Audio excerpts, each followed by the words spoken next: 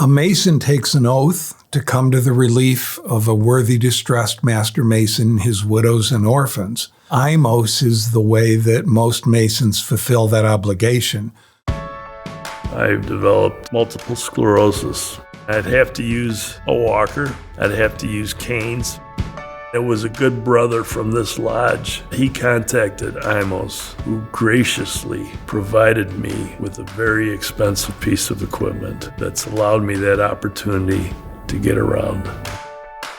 IMOS is the Illinois Masonic Outreach Services. We felt it is important to be able to take care of people in their own communities. Most people want to stay where their community is, where their family lives, where their church is. So our financial assistance helps them do that. The tumor that was in my lower back originally had migrated up my spine and was 1.5 inches from my brainstem. I talked to a bunch of brothers here in the lodge. They're all like, well, apply for IMOS. Well, pride said, no, you don't want to do that.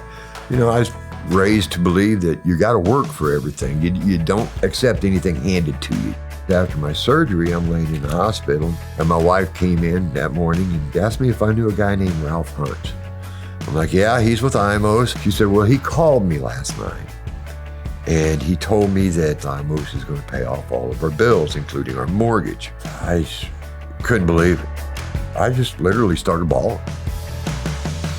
Larry and I were married for 53 years. He was on hospice care, and I don't know how many times he'd say, I'm not scared to die, and he said, but I hate to leave you. When Hannah called me, I probably sat down and bawled and swallowed with her because it was just at the point to where I didn't know what I was going to do. We lost the air conditioner, and I knew that without the air conditioning, he would die.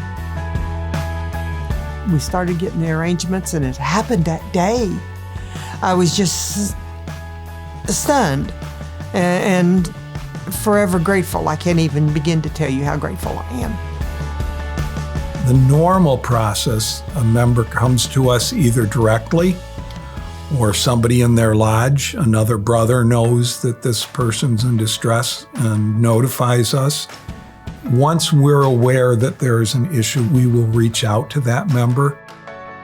We've been trained to help others, so asking for help can be really difficult, which is why we created the Your IMOS program, trying to teach our lodges how to go out and look for a member that might be in distress and unwilling to let you know.